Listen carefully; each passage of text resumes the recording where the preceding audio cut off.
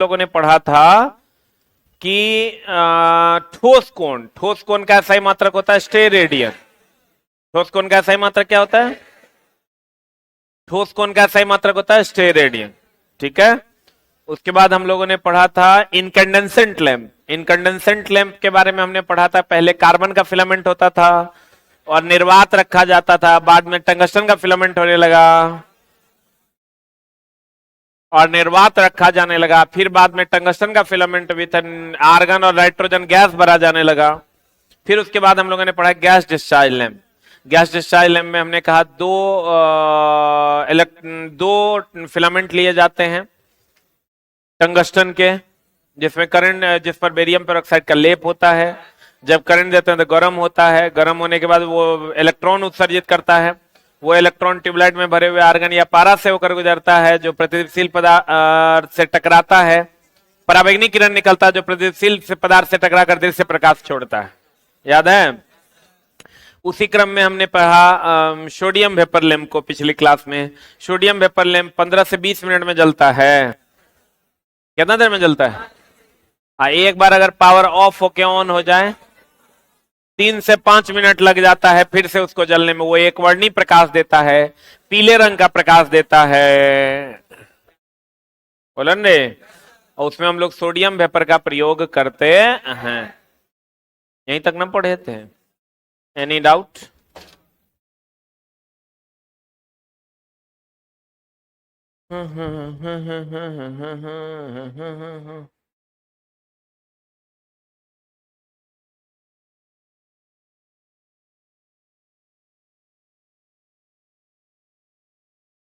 अच्छा,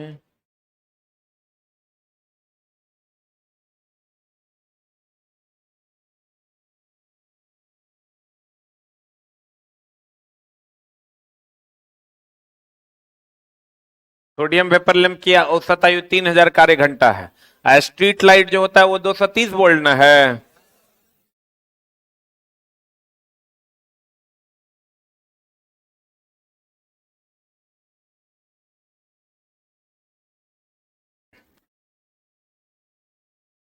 अब चला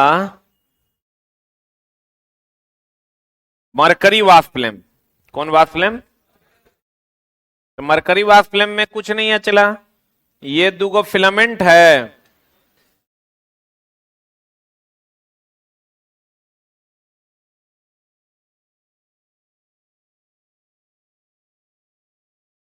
ये दूगो फिलामेंट है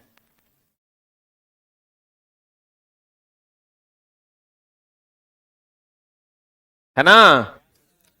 आज जब इसके ऊपर इसमें करंट देते हैं तो ये इलेक्ट्रॉन बेरियम पेरोक्साइड का लेप होता है जो इलेक्ट्रॉन का क्या करता है? उत्सर्जन करता है।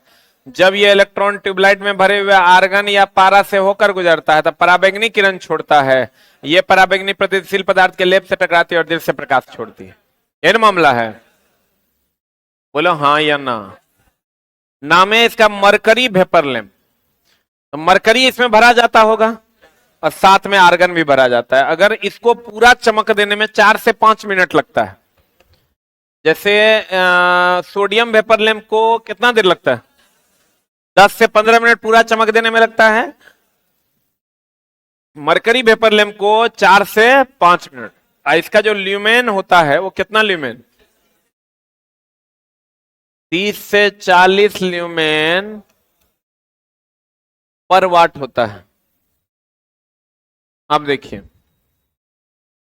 कहता है इधर मरकरी वेपर लैंप, ये 4 से 5 मिनट बाद पूरी चमक देता है। इसकी दक्षता कितना ल्यूमेन पर वाट? निम्न दाब पर, ये जो मरकरी भरा होता है इसमें, ये लो प्रेशर पर या हाई प्रेशर पर? निम्न दाब पर मरकरी वाष्प लैंप में आयनीकरण प्रक्रिया मुख्य तथा सहायक इलेक्ट्रोड दोनों द्वारा होता है।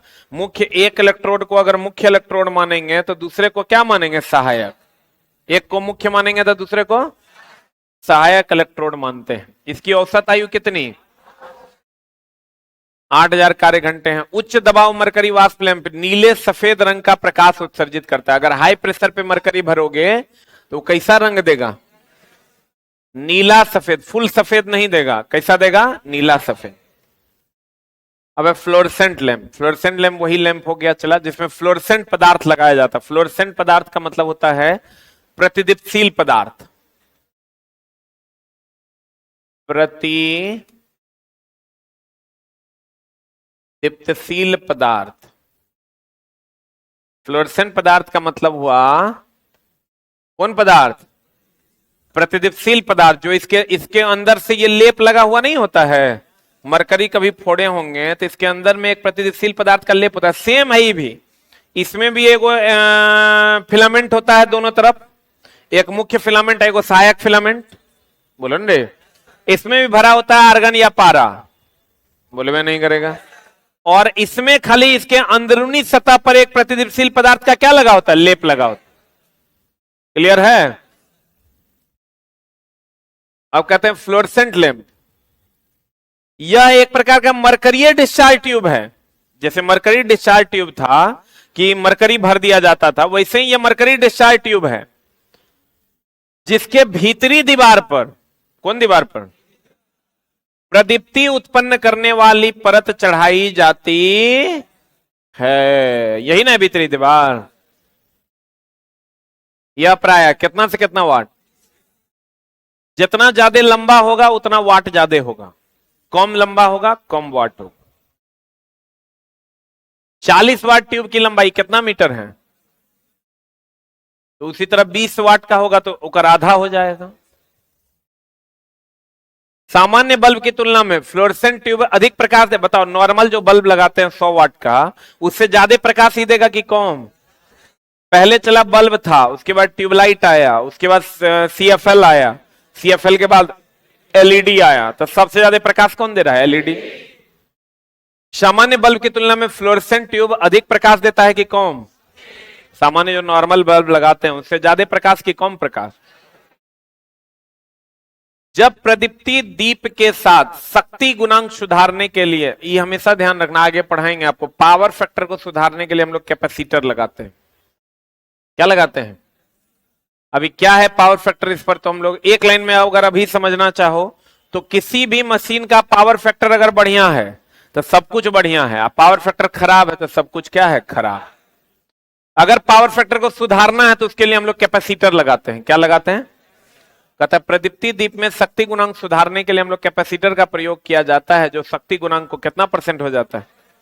अगर शक्ति गुणांक सुधर जाएगा तो भुकचुक नहीं करेगा, कहीं पर लॉसेस ऑफ पावर नहीं होगा, आपका वोल्टेज में डिफ्लेक्शन नहीं दिखाई देगा, करंट का अप डाउन नहीं होगा अगर 100% पावर फैक्टर हो जाए तो। अब पावर फैक्टर क्या है? पावर फैक्टर हर मशीन का होता है। पावर फैक्टर वह राशि है जिससे यह पता चलता है कि कोई भी मशीन कम लॉस पर ज्यादा प्रॉफिट दे रहा है कि नहीं। अगर पावर फैक्टर बढ़िया है, ज्यादा है, तो कम लॉस पर ज्यादा आउटपुट देगा। अगर पावर फैक्टर खराब है तो लॉस ज्यादा होगा, आउटपुट कम हो जाए। कहता फ्लोरेसेंट ट्यूब में ब्लिंकिंग करने लगता है। ब्लिंकिंग समझते हैं?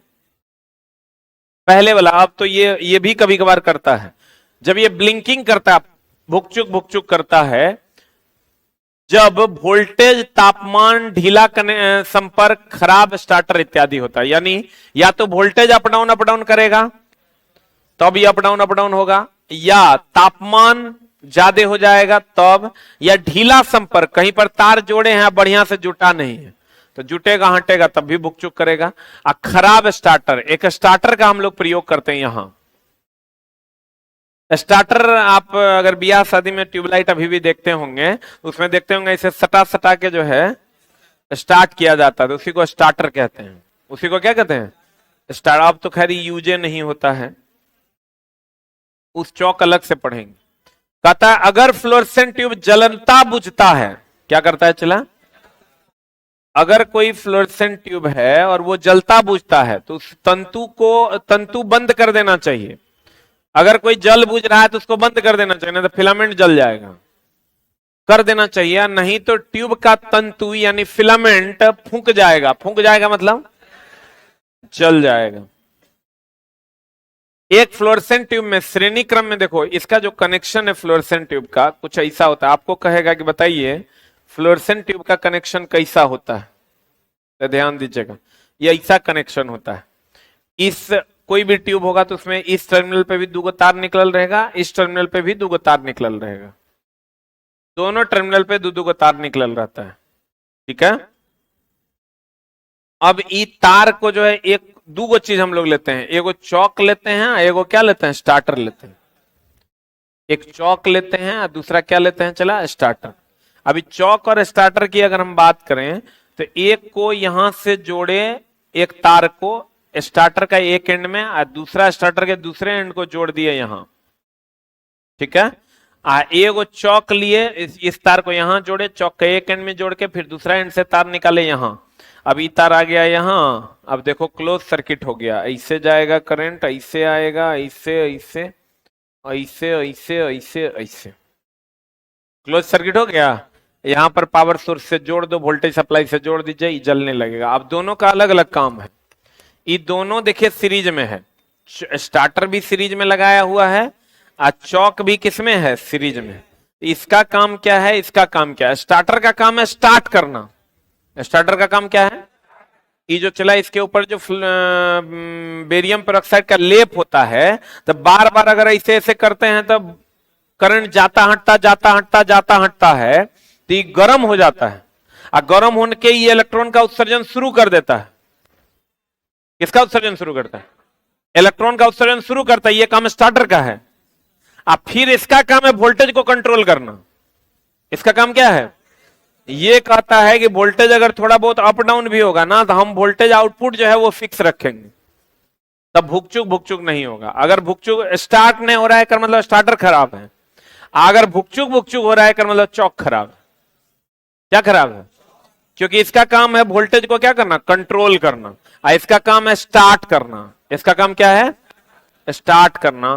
तो ये वाला जो गांव घर में जो लगाता है ट्यूबलाइट, ये वाला पोर्शन स्टार्टर लगाता ही नहीं है, खाली चौक लगा देता है। स्टार्टर ने इसलिए नहीं लगाता है कि ऐसे ऐसे करके स्टार्ट कर लेता है, और बाद स्टार्टर के कोई काम है नहीं, परिपथ पहले से जुड़ा हुआ होता है, खाली एगो तार यहां से निकाल के ऐसे से जोड़ता है, फिर खोल के छोड़ देगा। ठीक ना, परिपथ ऑलरेडी, ये जो परिपथ है चला, ये परिपथ ऑलरेडी जुड़ा हुआ होता है, यहां से खाली एगो तार निकाल के ऐसे से सटाएगा, फिर छोड़ियो दोगे तो करंट का प्रवाह इधर से हो ही जाएगा। तो स्टार्टर का काम है स्टार्ट करना, चौक का काम है वोल्टेज को क्या करना, कंट्रोल करना। अगर आपका ये भुकचुक भुकचुक ब्लिंकिंग कर रहा है तो हम बोले थे क्या क्या खराब है, या तो वोल्टेज अप डाउन बहुत ज्यादा मार रहा है। स्टार्टर का चौक का भी औकात है कि बहुत कम डिफ्लेक्शन को कंट्रोल करेगा। अब साफे कम हो जाएगा, साफे ज्यादा हो जाएगा, थोड़ा ही कंट्रोल कर पाएगा। या तो वोल्टेज खराब होगा, तापमान ज्यादा हो जाएगा, ढीला संपर्क होगा, स्टार्टर खराब हो जाएगा। फ्लोरेसेंट ट्यूब जलता बुझता तो बंद कर देना है कि जलाते रहना है। आप फ्लोरेसेंट ट्यूब के किस क्रम में चौक लगता है, श्रेणी में कि समानांतर में, देखो यही कनेक्शन है। यहां से जो 2 तार आया है, एगो तार ले जाके यहां जोड़ दीजिए, और एगो तार ले जाके चौक से होते हुए यहां जोड़ दीजिए। ये जो तार यहां से निकाल लिएगा वो स्टार्टर होते हुए यहां जोड़ दीजिए, आपका ट्यूबलाइट जलने लगेगा। कहता है अगर फ्लोरेसेंट ट्यूब के चौक कुंडली शॉर्ट सर्किट हो जाए, शॉर्ट सर्किट हो जाएगा चला, तो ध्यान देना, अगर फ्लोरेसेंट ट्यूब का चौक, ये चौक शॉर्ट सर्किट हो जाए, मतलब ये काम ना करे, इससे शॉर्ट सर्किट हो गया, विद्युत धारा का प्रवाह इससे जा रहा है, ये काम नहीं कर रहा है, तो भैया ये जल जाएगा। इसलिए जल जाएगा कि वोल्टेज जैसे थोड़ा बहुत अप डाउन होगा, ये भी अप डाउन करेगा, अप डाउन करेगा, जल जाएगा। तो आपको कहे शॉर्ट सर्किट होने का मतलब हुआ, ये चौक है ना आपका, तो पहले करंट ऐसे जा रहा था, अगर शॉर्ट सर्किट हो गया करंट ऐसे जाने लगेगा, तो वोल्टेज तब कंट्रोल हो पाएगा, नहीं होगा। डायरेक्ट वोल्टेज जाएगा, डायरेक्ट वोल्टेज जाएगा तो फिलामेंट अप डाउन करेगा, जल जाएगा। डायरेक्ट तुम लगा दो, 2 तार ले लो और दोनों तार को पावर सप्लाई में लगा दो, तुरंत ही फूक जाएगा मतलब चल जाएगा। आपको कहेगा कि अगर चौक जो श्रेणी में लगा हुआ है, अगर ये शॉर्ट सर्किट हो जाए, क्या हो जाए, शॉर्ट सर्किट हो जाए तो क्या हो जाएगा, जल जाएगा। क्या हो जाएगा, कहता अगर फ्लोरेसेंट ट्यूब के चौक कुंडली शॉर्ट सर्किट हो जाए तो इसे पुनः चालू करने पर उसका फिलामेंट क्या हो जाएगा, फूक जाए। कहता है एक फ्लोरेसेंट ट्यूब की औसत आयु कितना कार्य घंटा, कहता है स्टार्टिंग करते समय परिपथ को बंद करने और फिर परिपथ को स्वतः तोड़ने, ये काम कौन करता है? स्टार्टर। कौन करता है?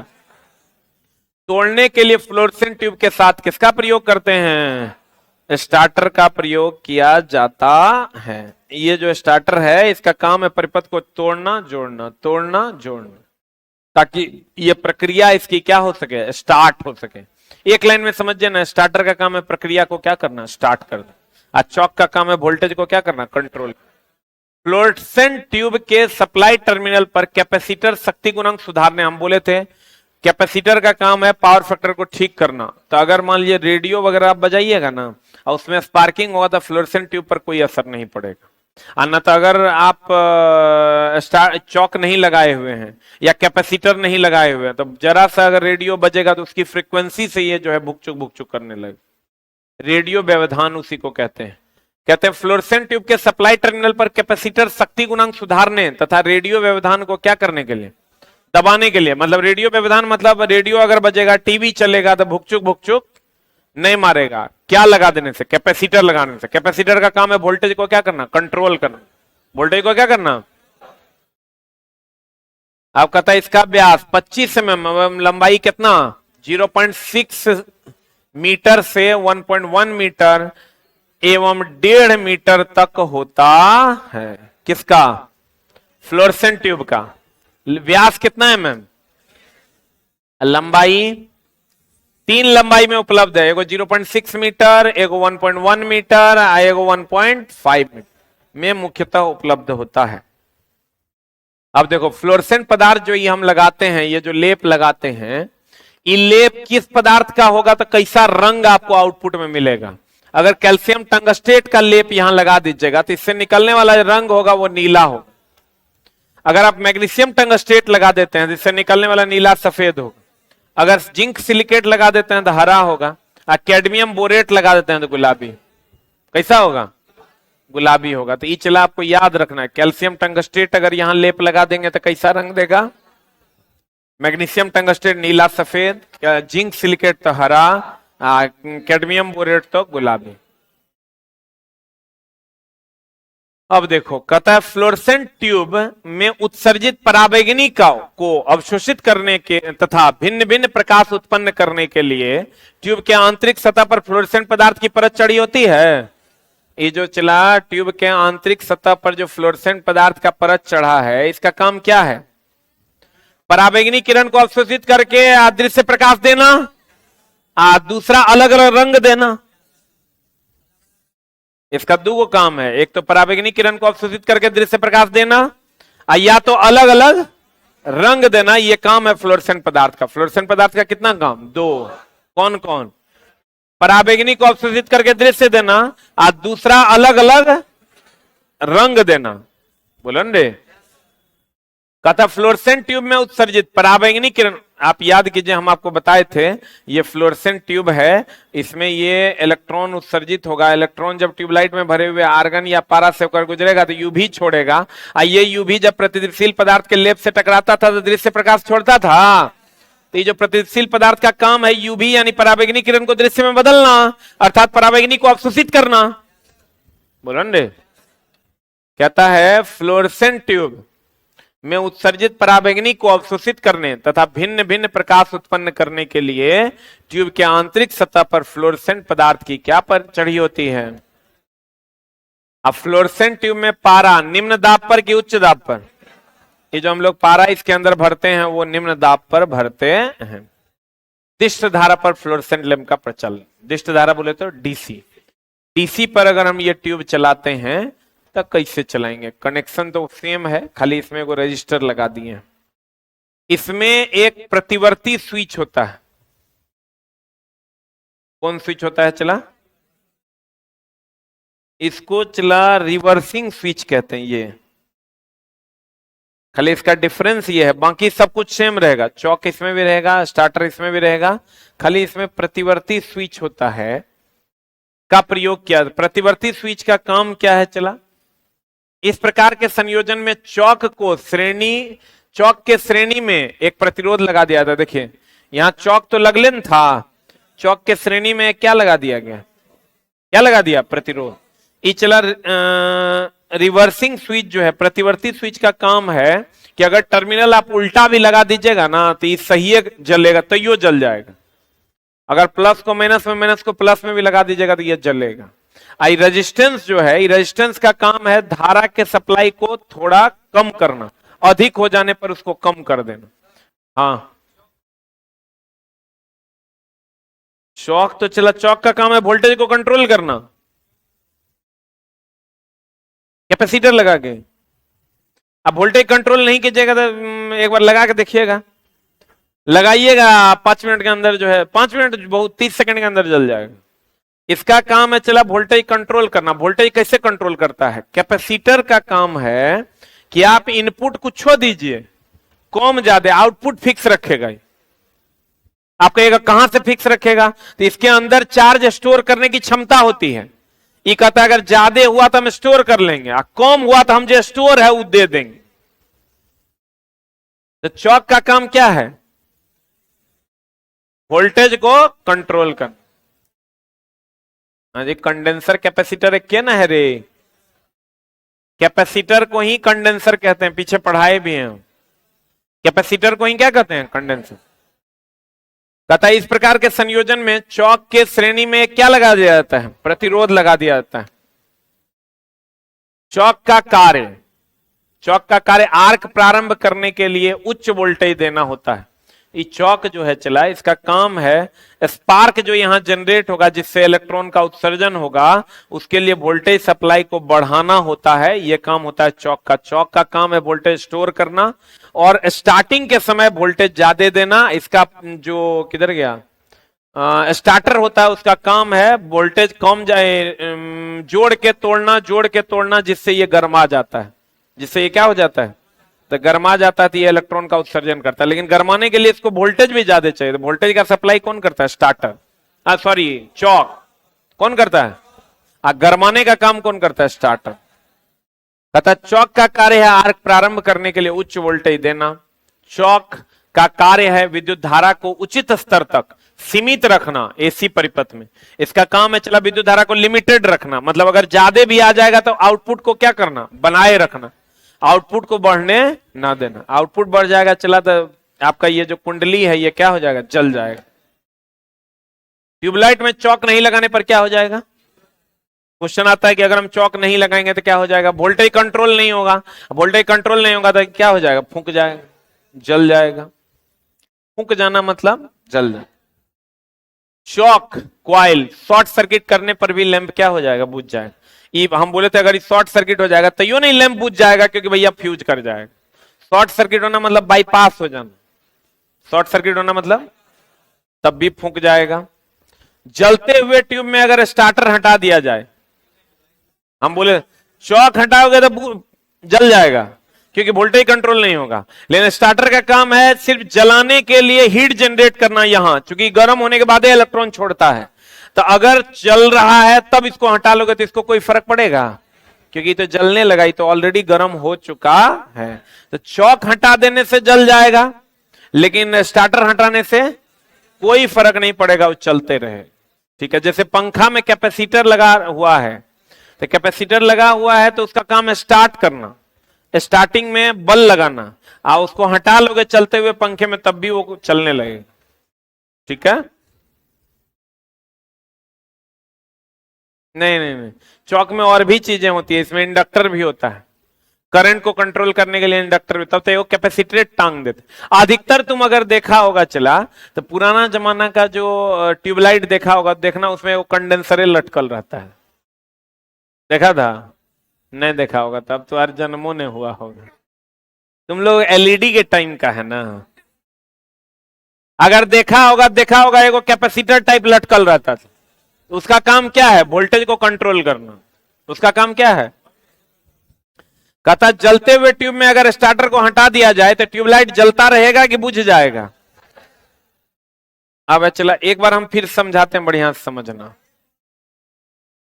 ये तो एलईडी है, इसमें किसी चीज की जरूरत है, न चौक है न कंडेंसर है, करंट दोगे ही चलने लगे, कहीं कोई झोल का जरूरत। हाँ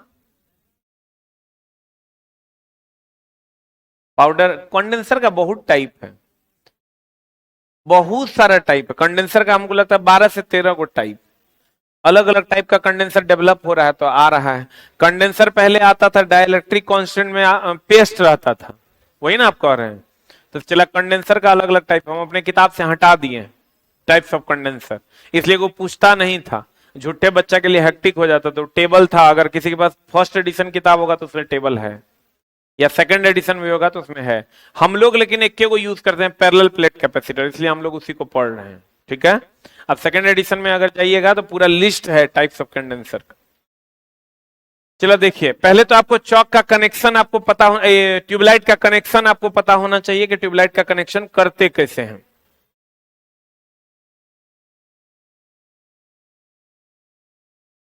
ये दो फिलामेंट है, ये दो फिलामेंट है, इसको चला एक का पावर सप्लाई इस चौक में लेके चले जाते हैं, चौक में।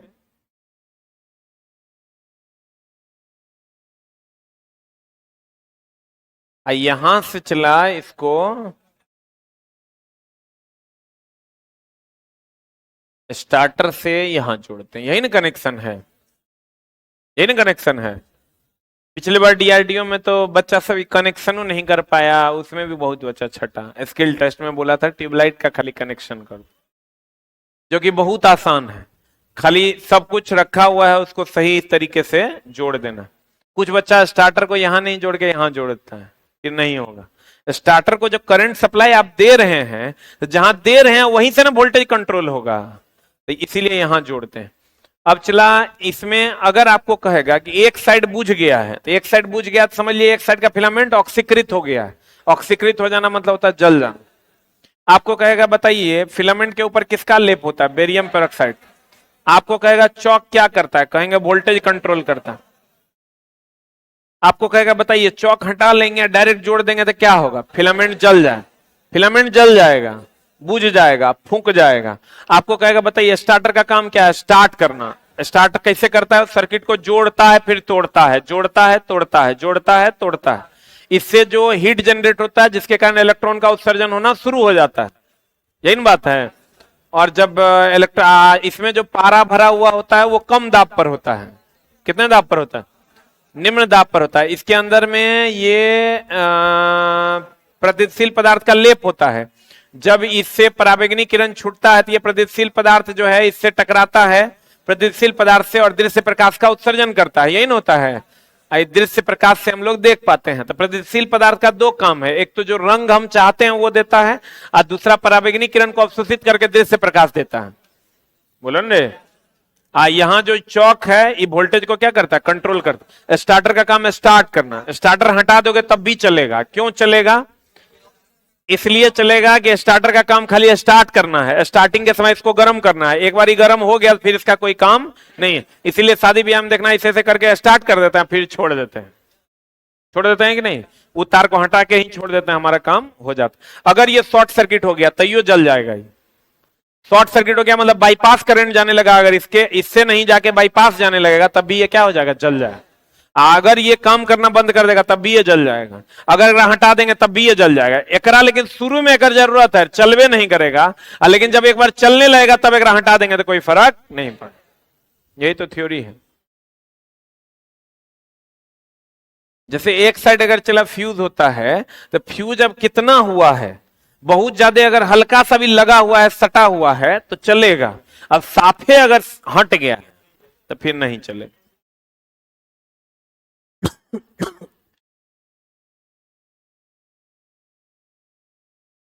जैसे चला पहली बार जब तुमको कोई टॉपिक पढ़ाते हैं तो लगता होगा बहुत भारी है, लेकिन जब हम इसका रिवीजन करते हैं तब थोड़ा लगता होगा बाप रे ठीक है अब हो गया, समझ में आ गया, ऐसा लगता है।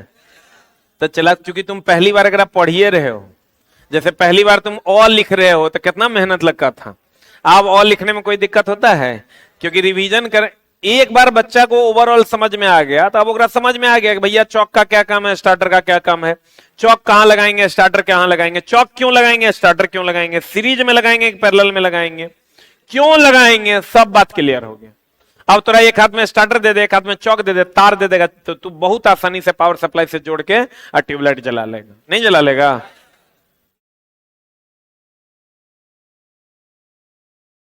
तू खाली उल्टे काहे सोचता है? अरे हंसता है। जानते हो, चला सच पूछो तो बच्चा सब बड़ा आउट ऑफ डिसिप्लिन है।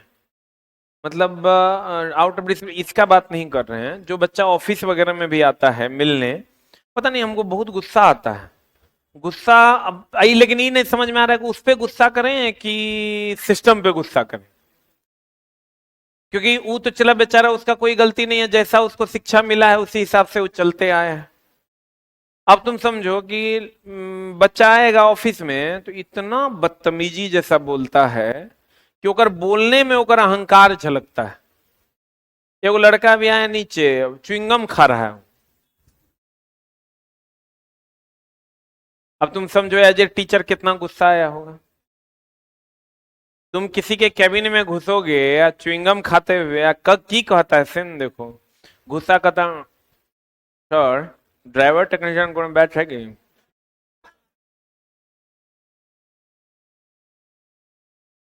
ये गलत है कि सही है? अब चला तुम ये समझो कि 100% तो सब बच्चा सही नहीं है ना है, तो उसको डांटना तो जरूरी है। नहीं डांटेंगे तो फिर वो अगले ऑफिस में जाके यही काम करेगा। उसको डांटेंगे तो उसको डांटने के बाद बहुत बुरा, डांटते तो हम बहुत भयानक है, क्योंकि मेरे पास अगर तुम उल्टा करके पहुंच गया तो फिर डांट खाना एकदम तय है, अगर कोई नहीं रोक सकता। क्योंकि टीचर का परम कर्तव्य है डांट के ओकरा सही रास्ते पर ले जाना। समझने समझाने के समय चला गया तो है, अब बुढ़ारी तक तो समझते ही रहेगा तुम। आता है बलिया पहन के ऐसे, एगो लड़का कहता है सर हम आरा से आए हैं, रूम वूम खोज दीजिएगा।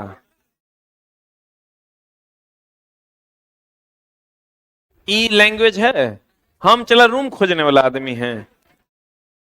हम बच्चों की मदद कर देते हैं, उसके लिए बच्चा कहता है कि सर प्रणाम सर, सर अभी आए हैं सर, रूम नहीं मिल रहा है, पता नहीं सर अब कैसे होगा। मतलब ई इनडायरेक्टली लोग कहता है कि ताकि सर हमारी समस्या को आप समझें, तो हम लोग कहते हैं अच्छा बैठो हम रूम खोजवा दें। कि कहेगा कि सर रूम वूम खोज दीजिएगा, सब सामान वामान लेके आए हैं। मतलब हम रूम खोजने वाला आदमी है रे? मतलब हम जूता खोलते हैं ना तो ओकरा रखने के लिए आदमी है, ओकरा उठा के रखेगा। हम रूम खोजेंगे? चादर आज तक हम पिछला 6 साल में नहीं झाड़े हैं। आके सीधे कहता है सर सामान उमान ले लियो, ले लियो, रूमवा उमा हो तो। और कुछ कुछ यूपी में भी कुछ एरिया है, वहां का बच्चा आता है तो कहेगा तुम्हारा डिस्कशन कितने बजे है? हम बोले कौन वाला डिस्कशन? वो जो तुम साइंस वाला करवाते हो। चला मेरे जगह पे रहोगे ना, ब्लड प्रेशर का शिकार हो जाओ।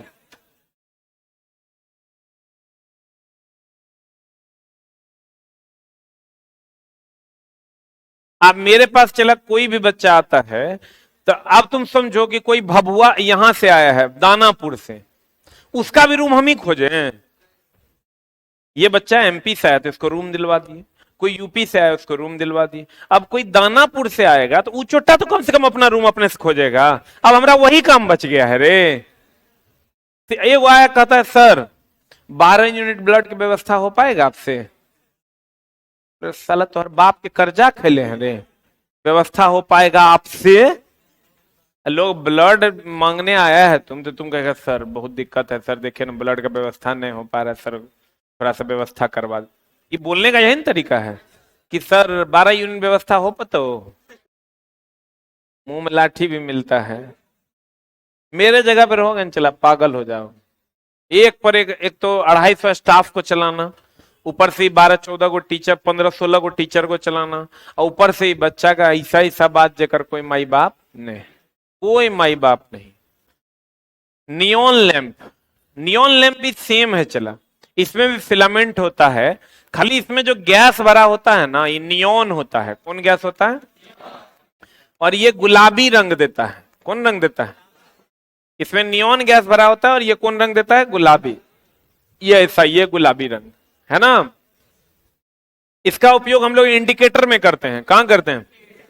जैसे टेस्टर में, जैसे बोर्ड में जो इंडिकेटर लगा होता है उसमें, बोर्ड में इंडिकेटर रहता है ना, उसमें कहता है इसमें लाल गुलाबी रंग के उत्सर्जन के लिए कौन गैस भरी जाती है? नियॉन गैस भरी जाती है। देखो इंडिकेटर में, यहां टेस्टर में ही रहता है इस टाइप का बल्ब, बोलो रे। इसका प्रयोग इंडिकेटर के रूप में होता है, टेस्टर में भी होता है। टेस्टर में भी तो इंडिकेटर न करता है करंट है कि नहीं है। नियॉन साइन ट्यूब, फिर नियॉन साइन ट्यूब अलग है। नियॉन साइन ट्यूब जो होता है यह 1 से 5 मीटर लंबा तथा 10 से 20 mm व्यास के कांच की नली में बनाया जाता है। इस प्रकार के लैंप नियॉन, आर्गन, पारा, हीलियम इत्यादि गैस इसमें भरा होता है। ये नियॉन साइन ट्यूब है, ये पहले यूज होता था, चला अब एलईडी आ गया, सबके धंधा चौपट हो गया। ट्यूब में प्रति मीटर लंबाई में 900 से 1000 वोल्ट की आवश्यकता होती है। 1 मीटर में कितना वोल्ट? तो बहुत ज्यादा नहीं है। हम लोग घर में 230 वोल्ट यूज करते हैं, 220 से 240 हमारे घर में सप्लाई है। इसको 1 मीटर में कितना वोल्ट चाहिए? इसीलिए चला अब इसका उपयोग नहीं होता। नियॉन साइन ट्यूब के प्रचालन के लिए आवश्यक वोल्टेज नली की लंबाई पर मुख्य रूप से निर्भर करता है। मतलब जितना ज्यादा लंबा होगा वोल्टेज उतना ज्यादा, जितना कम लंबा होगा वोल्टेज उतना कम। इसमें उत्पन्न रंग नली में भरी गैस पर, कोई भी ट्यूब हो कि कुछ भी हो, उससे आने वाला जो रंग है उसमें भरे हुए गैस पर निर्भर करता है। आप प्रतिशील पदार्थ के लेप पर निर्भर करता है। इसमें प्रतिशील पदार्थ होता नहीं है, इसलिए उसमें भरे हुए गैसे पर निर्भर करेगा। जो गैस आप भरिएगा वैसा रंग देगा। बोलो रे, नियॉन दीजिएगा तो गुलाबी देगा, क्रिप्टन दीजिएगा तो ऐसा रंग देगा, हीलियम दीजिएगा तो ऐसा रंग देगा, जेनॉन दीजिएगा तो ऐसा रंग देगा, आर्गन दीजिएगा तो ऐसा रंग देगा। अलग अलग रंग, जो गैस आप भरिएगा वही रंग देगा, क्योंकि इसमें प्रतिशील पदार्थ का लेप अंदर से चढ़ा हुआ नहीं होता।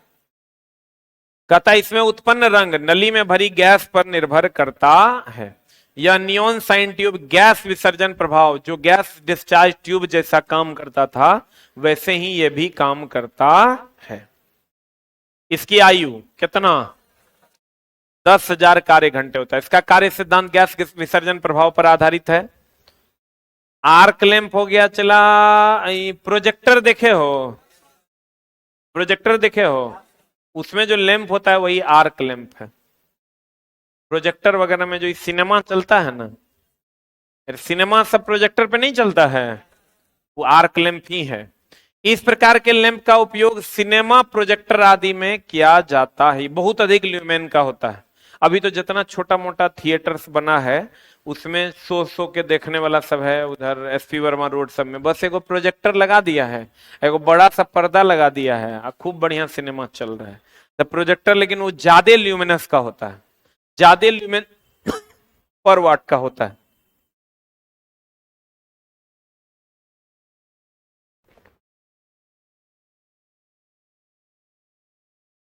इस प्रकार के लैंप का उपयोग सिनेमा, प्रोजेक्टर आदि में किया जाता। पहले चला रील पे चलता था तो रील पे प्रोजेक्टर मारा जाता था, अब तो खैर डिजिटल हो गया है सारा।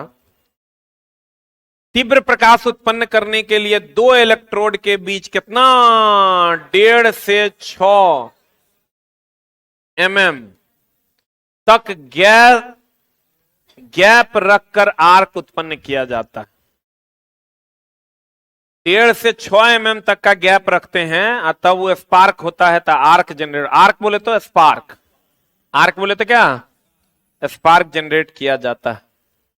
आर्क तथा इलेक्ट्रोड में से प्रवाहित होने वाली विद्युत धारा का मान बाह्य प्रतिरोधक द्वारा नियंत्रित किया था। विद्युत धारा को जब भी नियंत्रित करेंगे रजिस्टर लगा के, क्योंकि रजिस्टर विद्युत धारा का क्या करेगा? विरोध करेगा। अब विरोध करेगा तो धारा को क्या कर देगा? कम कर देगा। रजिस्टर कभी धारा को बढ़ा नहीं सकता, वो धारा को क्या करेगा? कम करेगा।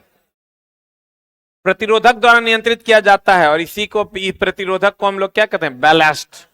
क्या कहते हैं इसको? देखो ये 2 इलेक्ट्रोड है ना, एगो एनोड एगो कैथोड, ये दोनों के बीच में 1.6 mm तक का गैप रहता है, तो ये इतना स्पार्क जनरेट करता है कि बहुत अधिक मात्रा में प्रकाश निकलता है। कहीं पर भी चला स्पार्क जनरेट होता है तो प्रकाश निकलता है ना, ये इतना स्पार्क जनरेट करता है कि आपको बहुत अधिक मात्रा में प्रकाश दिखाई देता है। इसकी दक्षता कितनी है? 20 ल्यूमेन पर वाट। अब चला गौर फरमाइएगा, हमने जो अभी तक आपको पढ़ाया है, एक पढ़ा है इनकंडेंसेंट लैंप। कौन लैंप पढ़ाए हैं? इनकंडेंसेंट लैंप में पहला हमने पढ़ा है कार्बन फिलामेंट लैंप।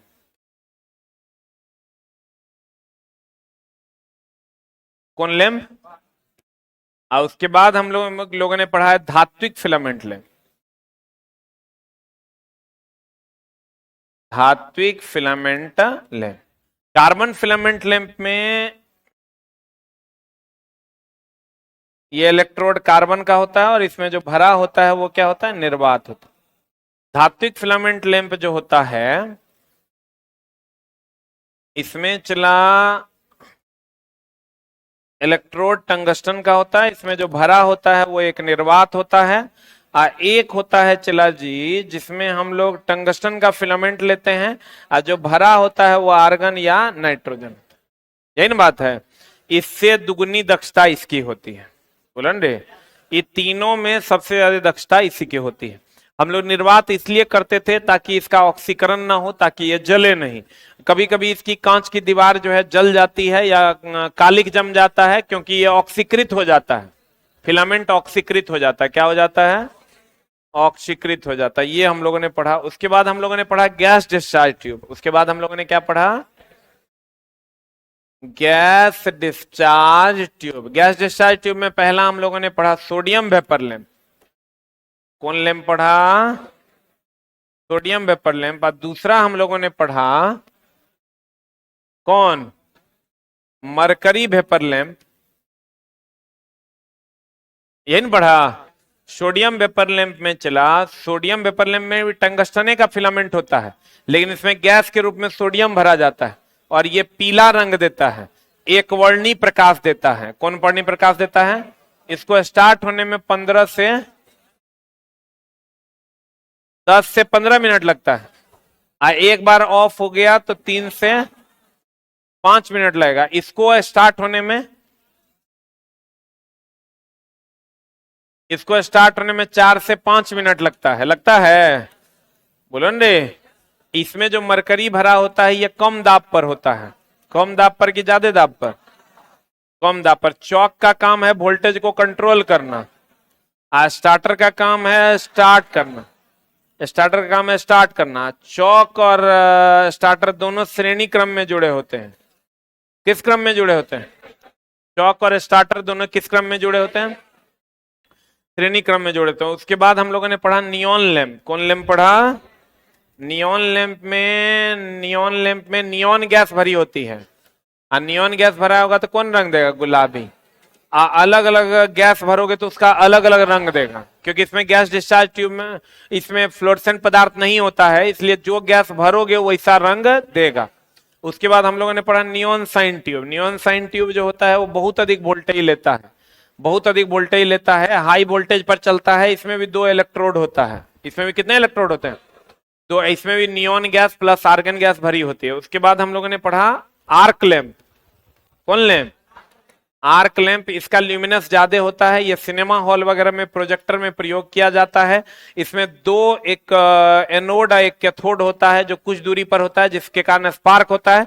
स्पार्क होने के बाद इससे लाइट उत्पन्न होता है। इसी को हम लोग आर्क लैंप के नाम से जानते हैं, जिसका अधिकतर उपयोग सिनेमा हॉल के प्रोजेक्टर में किया जाता है। प्रदीप्ति का सही मात्रक लक्स है, प्रदीप्ति पुंज का ल्यूमेन है, प्रदीप्ति तीव्रता का कैंडेला है, ठोस कोण का रेडियन। यही ना है? बोलो रे। एकांक ठोस कोण से गुजरने वाले प्रदीप्ति पुंजों की संख्या को प्रदीप्ति तीव्रता कहते हैं। याद है? प्रदीप्ति पदार्थ वह पदार्थ है जिस पर प्रकाश पड़ेगा तो चमकेगा, नहीं पड़ेगा तो नहीं चमकेगा। स्फुरदीप्त पदार्थ वह पदार्थ है जिस पर प्रकाश पड़ेगा तो अवशोषित करेगा, और जब नहीं पड़ेगा तो वो चमकेगा। यही ना बात है? चौक को और स्टार्टर को श्रेणी क्रम में लगाते हैं। चौक अगर हटा देंगे तो जल जाएगा, स्टार्टर अगर स्टार्ट होने के बाद हटा देंगे तो नहीं जले। अगर बाईपास हो गया, शॉर्ट सर्किट चौक का हो गया तो बुझ जाए। यही ना बात है? Thank you very much.